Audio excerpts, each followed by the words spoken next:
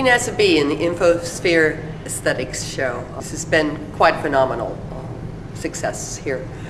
In talking with the visitors to the gallery and the students here at the university about dNASAb, also known as Disney, about Disney's work, I like to tell them that Disney's quest is to attempt to visualize the unseen world of data that spills around us, flying around us through the air all the time, that we don't sense or see, but that travels through to our cell phone or to our laptops, the wireless data, the wireless messaging that is constantly streaming through air. But in doing so, I feel that Disney's brushing up against another unseen inhabitant of this invisible world, and that is spirituality. In his work, spiritual, I think, is speaking to other people, in a sense. They take it very, very seriously.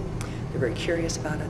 Is that not what the spiritual is? I mean, we really don't understand what the spiritual world is. We have people who write about it, people, we have, of course, the Bible, we have many different spiritual texts, I mean, throughout the world. Christianity is not the only religion.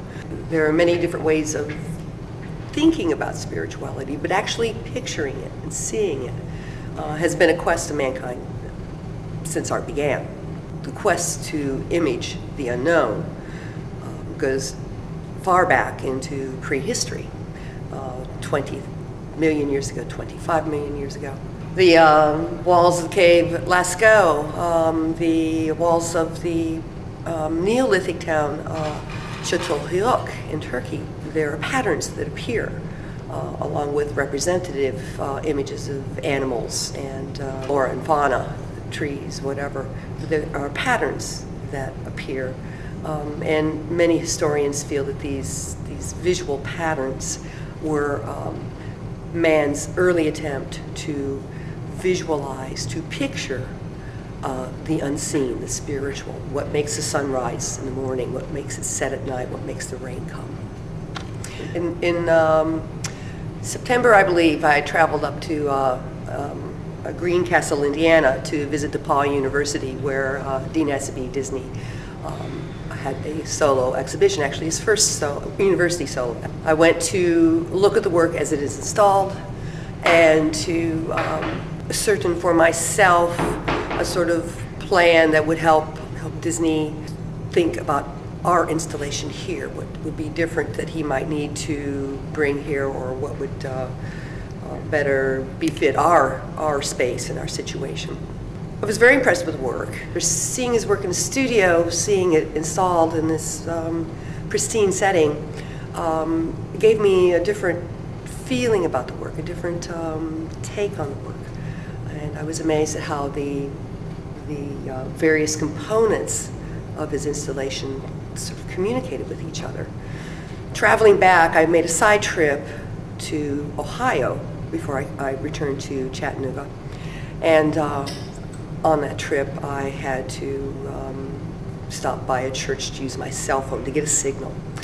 And there was a cornfield beside this church, country rural church with a small graveyard, as is very common in rural parts of Ohio. And next to the church and its graveyard was a cornfield.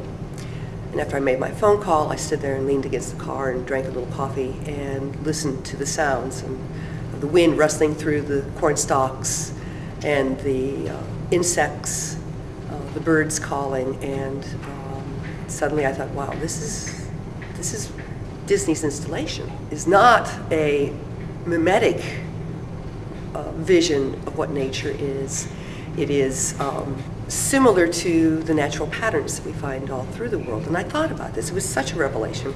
I thought about this, how the patterns of nature do follow certain road paths, regardless of what level of nature you're talking about, be it in the invisible world, the paramecium, the microorganisms, or the world we're more familiar with, the world that our senses take in, which is the cornfields and the birds and the insects. Think about this data as following a natural path, a natural pattern, and to think about spirituality doing the same thing, following that same natural pattern.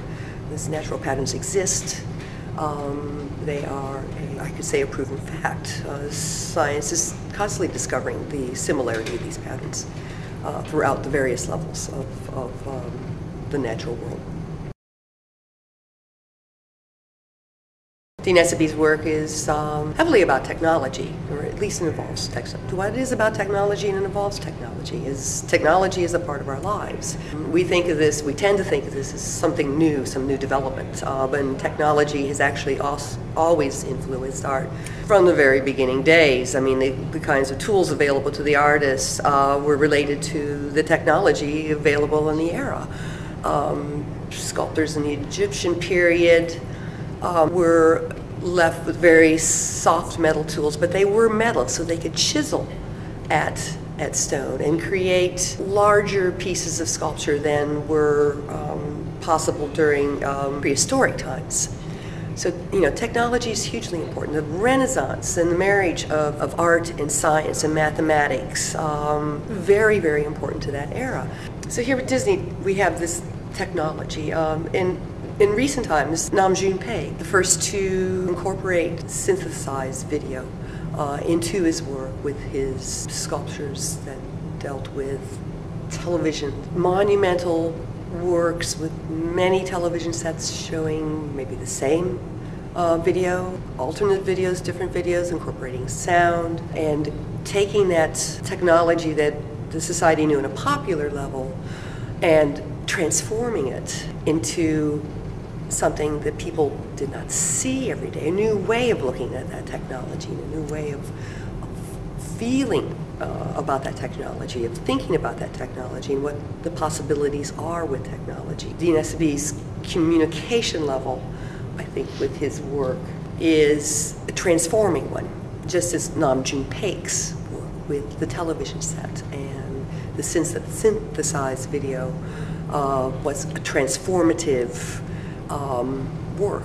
Our technology now is moved from people gathering around the television as a group. And I think this is an interesting point, to the iPod and the smaller screen, these individual handheld screens that only one person looks at as a group, although they are sometimes handed to another so that one person can share and say, hey, but I see a tremendous amount of communal spirit associated with the individual source of entertainment, that although we're being individually entertained by these little handheld devices, there is also a community, a new level of communication, I think, and a new level of socialization that is happening right now. This is a little bit of a societal transformation. And I think dNASAb's work is speaking to this. He's dealing with this and working through his own thoughts and ideas and talking with others about his own thoughts and ideas. Envision this larger change that's going on around us right now. Of course, it's difficult to speak to that change when you're in it. It's easier somewhere down the line, maybe a decade or two, to look back on this time and see how this dynamic is working. But certainly dNASAb is involved with that right now, and this visualization. And as far as how I might see his work further transform, of course I can't. This is the great beauty. This growth is very organic, even though it's very technologically based. There's a very strong organic element to it, and it's very much like the search of finding self.